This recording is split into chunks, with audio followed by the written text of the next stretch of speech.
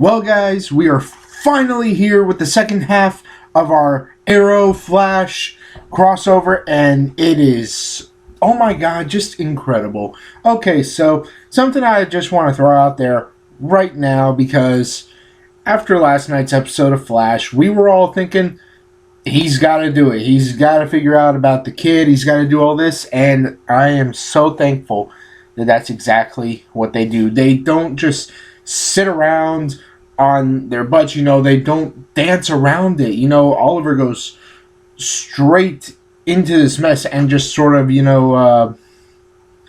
he has no problems going in there seeing if this kid is in fact his son, and does find out. And it's just really, really cool the way they all played it all out. Okay, so starting off this episode is pretty much the whole thing where they've taken Kendra and Carter to a safe house where they're planning on training up Kendra to, use her new hot girl powers. And things are not going as well as, they'd hope. Kendra realizes that the rage is what she needs to bring out the warrior, but it doesn't help all too much. Kendra is still inexperienced in this matter. No matter how hard Carter can train her, it doesn't seem to just fit in there, because she was not bred as a warrior, she was bred as a priestess. I like how they throw some more backstory into it. They throw in the meteors that, from what I know from the comics, are what originally give Vandal Savage his immortality powers, which is really cool. I'm loving the way that they're going all about this. We didn't get any flashbacks this episode for Oliver's Island adventure, but I think that's okay. I wasn't really expecting too much from it because this was the crossover, but I guess I was expecting a little bit more than what we actually got. I'm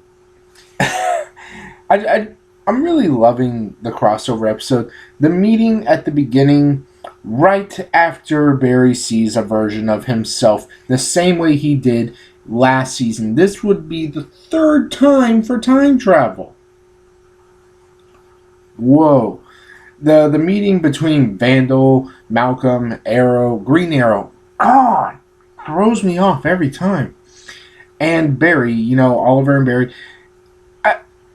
I feel like Vandal Savage is a really good villain, but at the same time, I don't know. I just feel like, even though they are building him up for DC Legends of Tomorrow, I feel like they sort of downplayed him a little bit. I mean, I'm hoping that they do more,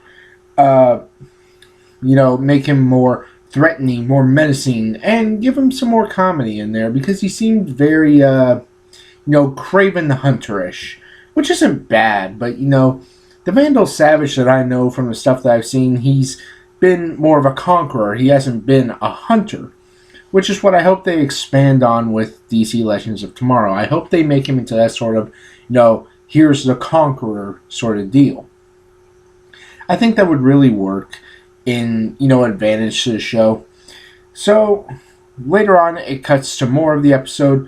For one, he wants Kendra and Carter as prisoners within 24 hours, or else, well, Central and Star City, kaboom.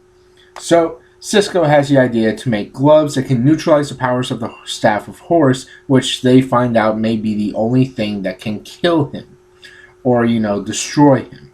Turns out that they're right, but the gloves that they use do not work. After Barry finds out that he has a son, Felicity finds out, and they sort of, in a way, kind of break up. I mean, it wasn't official, but Oliver's head wasn't in the game. He jumped the gun, and in the end, the gloves not only didn't work, but everyone got killed. We saw everyone get incinerated. That was, oh my god, that was just crazy. And that's exactly when we knew, time to time travel. And Barry took it a lot better this time than he ever did when during the first episode because he sort of knew what to expect, and this time he wasn't hiding it too much. He came straight out and told Oliver pretty much exactly what happened and sort of changed up the rules. Oliver, the first time around, he kept the entire team away from the fight. And the whole training with Kendra, hello, Cisco, he just comes in and sort of shares his experience as, with his meta vibe powers, and really is the only way for Kendra to, sort of utilize her actual powers and potential is to do it the same way that Cisco understood his powers. Vibing is still something that Cisco is getting used to, and Kendra is sort of in the same boat with her powers.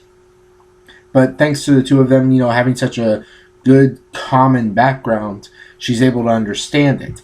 I thought that was a nice little touch. So we got the alternate ending of the battle with Oliver's head finally in the game. He didn't jump the gun.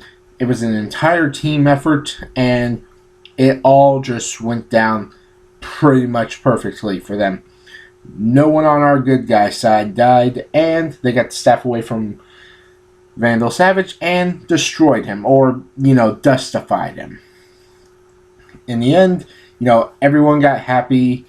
It was just a really good ending, and I still stand by what I said in my review of Flash from yesterday. I now have 3 suspects for who will be inside of the grave at the end of Season 3, or Season 4 of Arrow. Some of this stuff just throws me off. I've got Season 3 of Ruby. I'm not going to ramble. But we've got William, Barry's son. Then we got Felicity, the love of his life. And, of course, we got Thea, his sister, who is now the only known person who is, capable of standing up to Damien Dark. This is by far, quite possibly, the biggest lineup of potential deaths, because Oliver has lost his mother. He has lost his father. The only people left to lose that can leave as much of an impact as those two are, in fact, his sister, Felicity, and now his son. This is going to be some crazy stuff. So it was a nice little way to end the episode with, Shiera or Kendra, whichever one you want to call her, and call her Kendra, going off with Carter to, do more good, be a better hero. And we got an official preview for next week's episode of Flash. We didn't see anything for Arrow after the credits, but, it may pop up sometime along the way. But I thought that this was a really, really good episode. That's pretty much it.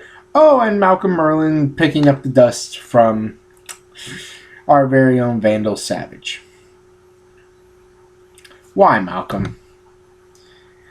Malcolm has been such a great villain character, and a very complex one, ever since, the first season.